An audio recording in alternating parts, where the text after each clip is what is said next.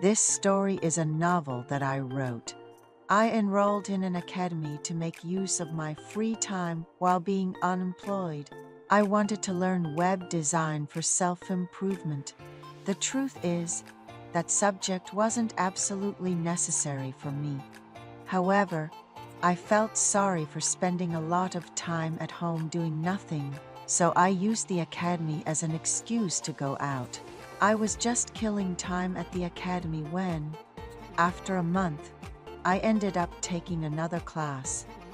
That's when a girl I had never seen before joined the class, and to be honest, going to the academy became enjoyable because of her. Both she and I liked sitting in the front row and paying attention in class. The seat next to me was empty, and she sat there and attended the class. I'm not much of a talkative person, but she seemed to have a cheerful personality.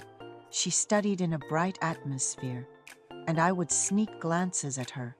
She had an oval face and a petite figure that appeared lively. During the break, we would casually chat while getting drinks from the vending machine.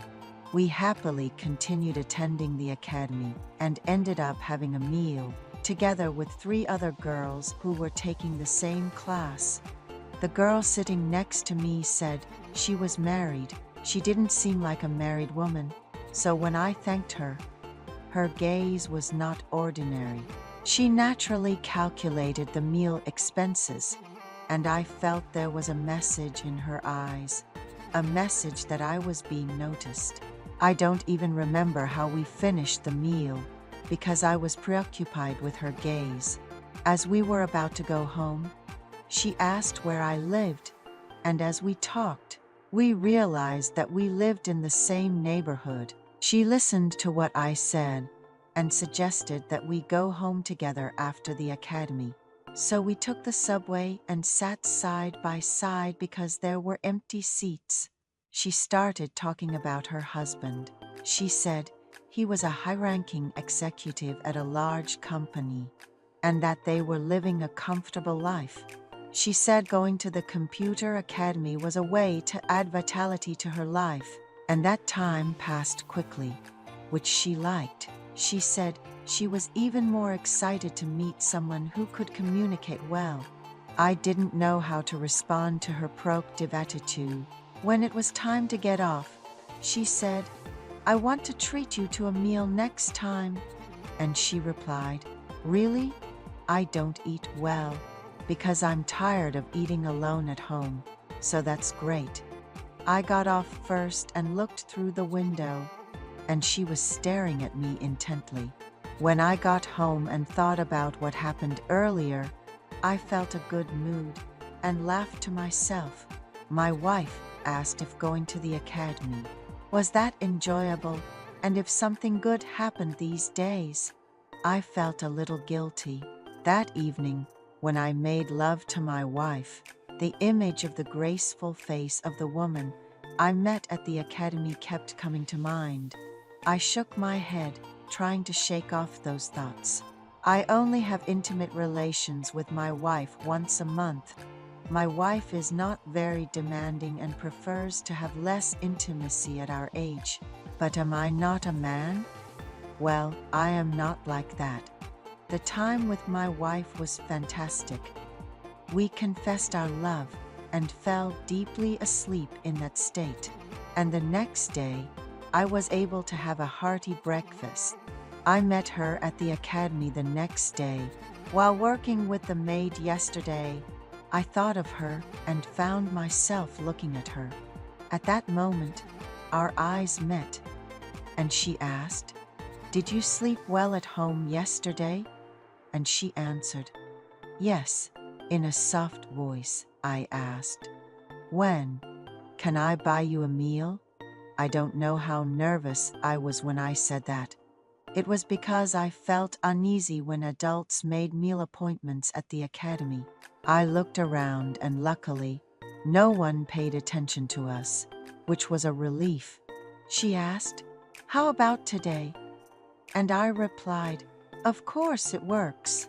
We decided to meet in the evening and attended classes. I couldn't concentrate during the class. I wondered what to eat and what to do after the meal. The class ended at 4 o'clock, and she suggested going to a fancy restaurant downtown at 7. I had some time left, so I went to a nearby sauna and took my time cleaning my body. When I arrived at the restaurant she mentioned, it was quite elegant. She came wearing a pretty dress after stopping by her house, and she looked different from what I saw at the academy. She ordered a luxurious course meal and told me that she would perform a classical music concert after dinner. We had our meal while listening to the performance.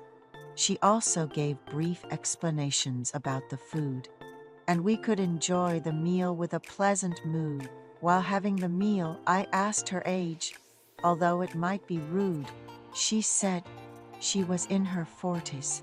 When I said she looked like she was in her early 40s, she smiled brightly. Her smile felt so warm. After the meal, when I received the bill, I almost let out a sound. The price was way beyond the combined cost of lunch and coffee for ordinary office workers for a month. Out of pride, I casually paid with my card, and she said, "I had a good dinner." I replied, "I'm glad you enjoyed it." "It was delicious." I said it like a man. She treated me to the meal, so I couldn't just sit there. She looked at me intently and said, "If you're free this Friday, instead of going to the academy, shall we go on a trip together?" I didn't fully understand the meaning behind her words. She meant, "I want to go to the beach because it's been a long time since I saw the sea. Shall we go by plane for a day?" Upon reflection, it seemed like she had created this opportunity to go on a trip with me. Everything felt planned and organized. I was a bit anxious, but I couldn't refuse a beautiful woman's request to go on a trip. I replied, "I don't mind." She said, "Since you paid for dinner, I'll take care of this trip." "How does that sound?" I said. "It's not right to ask a lady to pay for everything. Let's split the cost." She replied, "I want to treat you." So I said, "All right then." She seemed delighted, as if she wanted to jump with joy. So we agreed to meet at the airport on Friday morning and went our separate ways in taxis late at night.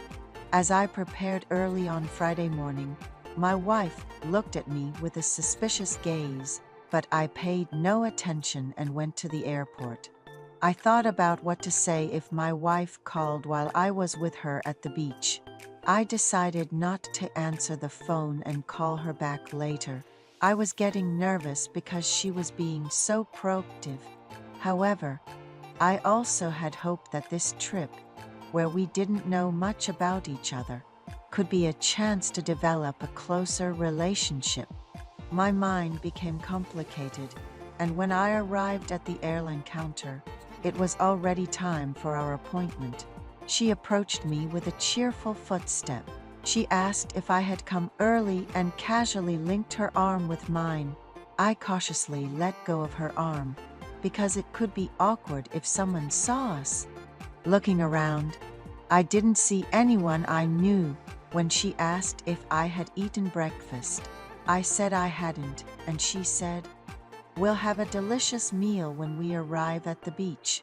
I boarded the plane with a newspaper in hand, and she, who had been in a hurry since morning, closed her eyes, complaining of fatigue. She lightly held my hand. As I gazed at her face, her features were clear, three-dimensional, and beautiful. Her makeup was not excessive, and her skin was clean. Just looking at her made me feel good. Although I was reading the newspaper outwardly, I was looking forward to what we would do after landing. I hadn't properly explained to my wife since early in the morning, And now I was sitting next to a woman who looked young despite her age. She seemed tired and slept throughout the flight, and we safely left the airport. She went to the car rental counter, received the keys, and called me. She asked the rental car employee where we could find delicious food around here. And he said that since it was the beach, we should try a dish with lobster. I got in the car, held the steering wheel with my left hand, and placed my right hand on the gear. She gently intertwined her hand with mine on top. She said, "James, your hands are so thick and big." My heartbeat quickened, but I focused on driving. At the restaurant, we had a pleasant meal, taking care of each other, like a happy couple. She handed me something under the table, and when I unfolded it, it was money. I asked what it was, and she said it was for the meal, mentioning that she said she would pay for everything on the trip. Her warm consideration was deeply appreciated. I am currently unemployed and rely on my wife for financial support. She has the considerate gesture of secretly giving money to the other person without directly calculating it, allowing the man to handle the payment and maintain his pride. I was deeply moved by her actions. Now she asked me what we should do, and she expressed her desire to visit a lighthouse she had been to before. I drove and we arrived at the lighthouse. Her hand was on my waist, and my hand was on her shoulder as we walked towards the red lighthouse. We took deep breaths, as if cleaning our lungs from the polluted city air, and enjoyed the cold but fresh air while looking at the sea. I felt the chill and suggested that we should leave, gently placing my hands under her arms and lifting her up. At that moment, our faces were close to each other. As we walked from the lighthouse to the breakwater, we noticed the signs for hotels and motels as we approached the town. She looked at my face intently and asked, "Are you not cold?" She pointed to a place and said, "I think it would be nice to sit there, drink tea, and enjoy the view of the sea." I replied, "Then let's go inside and see." We entered and asked about the price at the counter. It was quite expensive, and I mentally prepared myself for the accommodation fee. She lightly tapped my hand and handed me the cash, equivalent to the accommodation fee. I requested a clean and well-viewed room, and we were given the key.